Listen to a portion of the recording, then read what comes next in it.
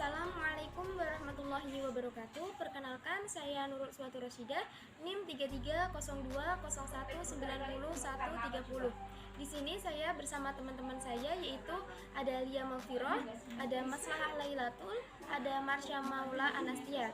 Kami dari kelompok 4 di sini akan mempresentasikan hasil diskusi kami mengenai bisnis plan dari kelompok 4, yaitu kami mengangkat bisnis mengenai fashion, bukan hanya fashion baju ataupun celana, tetapi di sini kami juga menjual sebuah produk, ada tas, sepatu, jam, dan lain sebagainya. Di sini juga kami mencantumkan ada 9 elemen of BMC. Yang pertama ada value proposition, ada customer segment, ada channel, yang keempat ada customer relationship, yang kelima ada revenue stream, kemudian ada key resources, ada key partners, dan ada key activities, dan yang terakhir ada cost structure. Baik, yang pertama yaitu value proposition akan dijelaskan oleh teman saya yaitu Lia Maufiroh. Value proposition. Value proposition adalah elemen penting yang perlu diperhatikan oleh setiap perusahaan jika ingin produk atau layanannya dipilih oleh pelanggan. Nah, lewat value proposition akan lebih mudah menunjukkan pada calon pelanggan soal kelebihan dari produk. Jadi, perusahaan haruslah membuat value proposition dengan cara yang meyakinkan agar pelanggan tidak ragu lagi untuk menggunakan produknya. Nah, di dalam value proposition sendiri terdapat 3 elemen yang harus terkandung. Apa itu? Yaitu 1. Kelebihan yang ditawarkan kepada pelanggan saat menggunakan produk. Yang kedua, manfaat apa yang akan diperoleh pelanggan setelah menggunakan produk. Kemudian yang ketiga yaitu alasan mengapa pelanggan harus memilih produk tersebut dan apa yang membedakan produk tersebut dari pesaing. Nah, lalu di mana sih value proposition itu tepat diletakkan? Nah, value proposition itu tepat diletakkan di beranda website. Karena apa? Saat pengunjung mengunjungi website kita, tentu mereka akan langsung melihat bagian beranda kita. Yang selanjutnya yaitu customer segmentation atau segmentasi pelanggan. Segmentasi pelanggan merupakan sebuah komponen dalam bisnis yang berkaitan langsung dengan demografi pelanggan. Nah, dalam tahap ini biasanya kita disuruh untuk mengelompokkan sesuai karakteristik masing-masing pelanggan dan kategori dalam kategori tertentu. Nah, tujuannya untuk apa sih? Tujuannya yaitu untuk membuat metode pemasaran yang lebih tertarget dan tepat sasaran. Nah, dengan begitu kita tidak perlu mengeluarkan biaya yang lebih untuk suatu iklan atau promosi secara sia-sia. Nah, contohnya di apa? Contohnya di fashion, seperti yang kita angkat pada tema kali ini. Nah, kenapa di fashion? Karena sandang merupakan kebutuhan manusia yang harus dipenuhi. Nah, untuk itu pangsa fashion terbuka secara luas. Nah, jadi kita bisa memaksimalkan pemasarannya agar dapat menggait lebih pelanggan untuk memilih produk kita. Nah, dengan segmentasi pelanggan, maka akan memudahkan kita lebih mudah dalam memasarkan produk secara efektif dan efisien, secara waktu maupun dana yang kita keluarkan. Nah, penjualan produk dapat ditingkatkan dengan segmentasi pelanggan ini. Nah, segmentasi pelanggan itu bisa dilakukan sesuai kategori yang seperti apa? Contohnya, sesuai jenis kelamin. Yang kedua, hobi atau ketertarikan, kemudian usia pelanggan, dan masih banyak lagi. Selanjutnya yaitu mengenai channel. Di sini saya akan menjelaskan bagaimana sih cara kami dalam mempromosikan produk kami. Kami di sini mengambil 2 cara, yaitu secara online dan secara offline. Secara online, kami mempromosikan produk kami itu ada di media sosial seperti Facebook, WhatsApp, Instagram, dan sebagainya. Kemudian ada juga kami membuat akun di marketplace, yaitu seperti Shopee, Tokopedia, Lazada, dan lain-lain. Kenapa kami mengambil cara secara online? Itu selain jangkauannya lebih luas, para customer yang ketika ingin membeli produk di kami tetapi malas untuk keluar rumah itu bisa membeli dengan secara online. Kemudian juga secara online online kita akan mendapatkan feedback dari customer secara instan. Kemudian yang kedua itu ada offline. Di sini kami membuka butik dan juga memasang banner dan menyebar brosur. Di cara offline ini tentunya keuntungan yang kami dapat yaitu selain kami bisa mempromosikan produk secara langsung ke customer, otomatis customer datang ke butik kami juga bisa melihat produk yang kami jual secara jelas, seperti itu. Kemudian yang kedua yaitu ada customer relationship. Di sini customer relationship itu bagaimana cara mempertahankan konsumen. Di sini kami menyediakan yaitu ada pendampingan, rekonsultasi, dan mengutamakan kepuasan konsumen, memberikan pelayanan terbaik dengan menjaga kualitas produk yang kami jual, dan ada mengadakan promo-promo. Jadi kami dari kelompok 4 ini menerapkan prinsip yaitu bahwa kepuasan dari konsumen itu hal yang terpenting bagi kami. Cara yang kami berikan yaitu dengan mempertahankan kualitas terbaik terhadap produk-produk yang kami jual. Kemudian juga terkadang kami akan mengadakan promo-promo atau diskon, seperti misalkan ketika hari Jumat kami akan mengadakan potongan harga pada setiap produk yang kami jual, seperti itu. Baik, selanjutnya akan dijelaskan kepada teman saya. Assalamualaikum warahmatullahi wabarakatuh. Nama Mas Lailatul Munani 33020190002. Saya sedikit menjelaskan tentang bisnis kanvas yang kami buat. Itu adalah fashion. Yang itu ada review stream, itu merupakan sumber depan atau cara memperoleh pemasukan.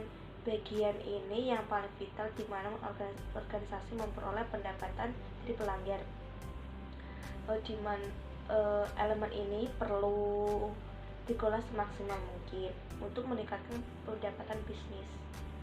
Hal ini juga berkaitan dengan kemampuan mengelola bahan baku, kinerja pekerja maupun produk untuk bisa dimanfaatkan secara maksimal dan efisien. Review stream itu ada berapa ya? Yang pertama itu kami menjual fashion kekinian dari remaja sampai dewasa secara langsung ke konsumen akhir.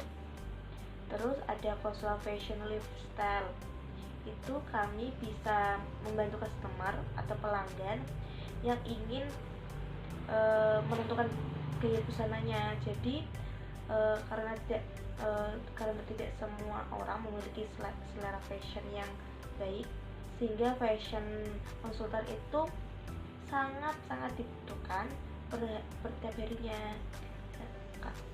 Karena kalau ada pelanggan itu pasti kan bingung pakai mau fashion apa aja lah.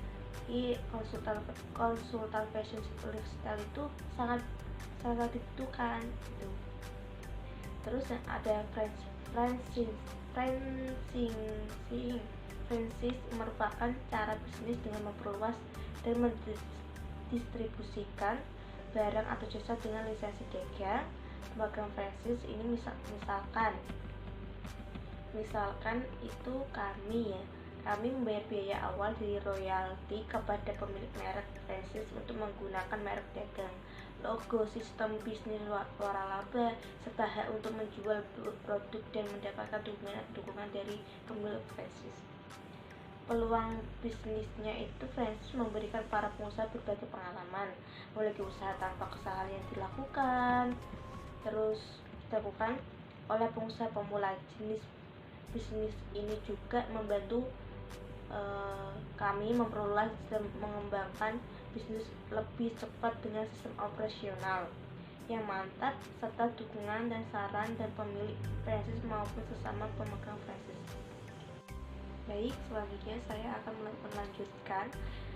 Ada key resolution, itu bagian ini berisi daftar sumber daya yang sebaiknya direncanakan dan dimiliki perusahaan untuk mewujudkan value proposition mereka.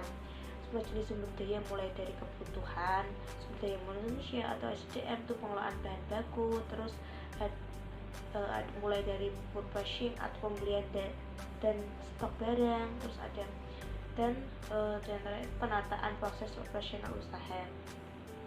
itu kayak resources itu ada beberapa. Yang pertama ada fashion. Dari toko kami kan merencanakan fashion kan. Terus fashion itu ada beberapa macam. Fashionnya itu ada baju, kaos, kerudung, jaket, terus ada celana, ada dress juga. Itu buat cewek coba tuh ada semua. Terus ada karyawan. Kalau masih awal-awal paling karyawan itu paling satu atau dua, ya itu sangat membantu sekali untuk awal-awal kami merintis bisnis ini. Terus ada perlengkapan itu ada wadah buat tempat fashionnya, terus ada beberapa rak juga itu buat tempat fashion itu. Nanti kita bisa menata yang seunik mungkin ya. Terus ada packaging, itu pengemasan. Proses ini berkaitan dengan perancangan dan pembuatan wadah atau pembungkusan wafer untuk melindungi suatu produk. Nanti kalau ada yang pesan lewat online atau offline juga, kita pengemasannya itu sangat teliti gitu, gak ada kekurangan. Insya Allah tidak ada kekurangannya. Nanti bisa di packingnya itu rapi biar customer atau pelanggan itu menyukai gitu, biar nyaman sama toko kami gitu. Terus ada akun marketplace itu adalah platform yang menjadi perantara antara penjual dan membeli di internet. Website marketplace itu bertindak sebagai pihak ketiga dalam transaksi online dengan menyediakan. Kemudian ada key partners, yaitu terkait siapa pemasok yang mendukung usaha bisnis kami. Usaha bisnis kami didukung oleh yang pertama supplier kami. Kemudian kami juga menjual thrift, jadi ada thrift by WN, dan juga ada Bintang Printing sebagai partner dalam mencetak packaging kami. Kemudian ada ekspedisi pengiriman seperti GMT dan GMA. Selanjutnya mengenai key activities, yaitu mengenai aktivitas apa yang kita lakukan saat berbisnis, meliputi produksi suatu barang, dan apakah yang kita lakukan selama berbisnis itu. Yang pertama, kita mensortir barang yang masuk, termasuk di dalamnya juga kami memilih model-model fashion yang sedang trending saat ini untuk kami jual, karena peminatnya juga sangat banyak. Karena saat trending itu penjualan akan meningkat. Yang kedua ada packing, ini berkaitan erat dengan key activities ketiga kami, yaitu handle pembelian online. Karena packing kami lakukan setelah semua proses pembelian selesai dan kami akan mengirim barangnya ke konsumen. Packing di sini kami untuk online kami menggunakan paper bag, dan untuk offline-nya kami menggunakan paper bag. Selanjutnya ada cost structure, yaitu terkait pengeluaran yang kami keluarkan terbanyak untuk menjalankan usaha ini. Yang pertama ada modal usaha itu sendiri, yaitu kita membeli suatu model fashion. Yang kedua ada karyawan yang akan kami gaji setiap akhir bulan, dan juga ada paid promo. Sekian dari saya, terima kasih.